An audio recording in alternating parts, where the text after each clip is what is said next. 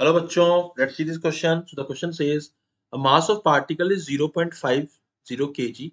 It is moving initially with speed of 80 meter per second towards east. At t is equals to 0, then particle is at x बराबर 0 and a force of 20 Newton is directed towards west is being applied on it for 4 seconds. Its position after 5 seconds is what?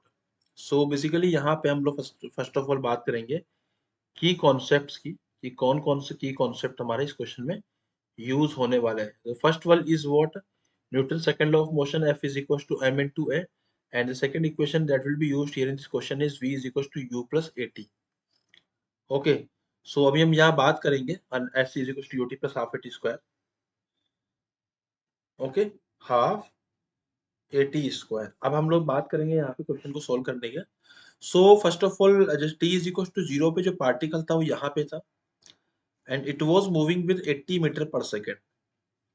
Okay, and जो force है वो इधर लग रहा है. So this force will produce some acceleration. This force will be equals to mass into acceleration. What is the force? It is 0.5 into what is sorry. First of all, we need to write the complete value of force. तो force मेरा 20 है and mass की value 0.5 into acceleration है. तो यहाँ से जो acceleration की value आएगी वो आएगी 40 मीटर पर सेकेंड स्क्वायर. ओके, तो यहाँ पे ऐसा है कि t is equal to 2 second पे जाकर तो अगर मैं v is equal to u plus 80 करता हूँ तो v की वैल्यू अगर मैं 0 मानता हूँ, u की वैल्यू अगर मैं 80 मानता हूँ, एक्सेलरेशन मेरा 40 है, टाइम t आएगा तो t की वैल्यू आ रही है 2 सेकेंड. इसका मतलब t is equal to 2 second पे मेरी जो वैल्यू आएगी t is equal to 2 second पे वो कितनी आएगी? या पार्टिकल आके यहाँ पे रुक जाएगा. तो फाइनली पार्टिकल यहाँ पे रुक गया.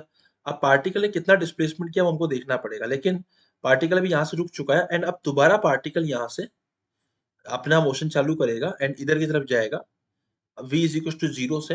तो basically particle t is equal to 4 second तक चला है. t is equal to 4 second तक की कितना स्पीड कितनी जाएगी दोबारा से इसकी? तो स्पीड जाएगी v is equal to u plus 80. u 0 था, acceleration 40 into time t is equal to 2 second. क्योंकि दो जाने में लगे दो वापस आने में लगेंगे तो ये लगेगा व्हाट वी कैन से कि भैया यहाँ पे हमारा ये हो जाएगा 1 सेकंड. ये हमारा हो जाएगा 80 मीटर पर सेकंड. अब हो क्या रहा है कि ये t is equal to 5 second तक चला है बेसिकली.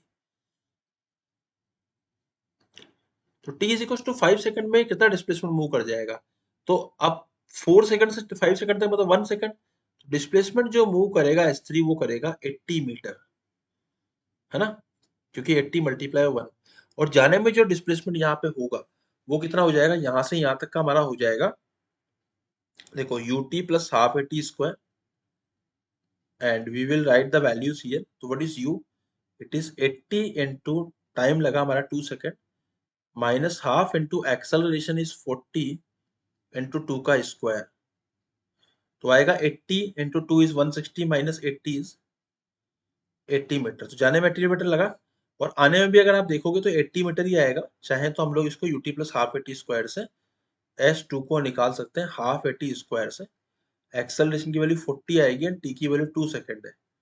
सोल्व करके 80 मीटर ही आ रहा है, मतलब 80 गया है, 80 आया है और 80 और चला गया. तो अगर मैं पोजीशन की बात करूं तो इस पॉइंट से, जो कि हम लोग अगर मान लेते हैं कि यहाँ से स्टार्ट हुआ है, तो इस पॉइंट से पार्टिकल पीछे की तरफ जा चुका है 80 metre. So the final answer is option number 4. I hope you understood it well. Best of luck.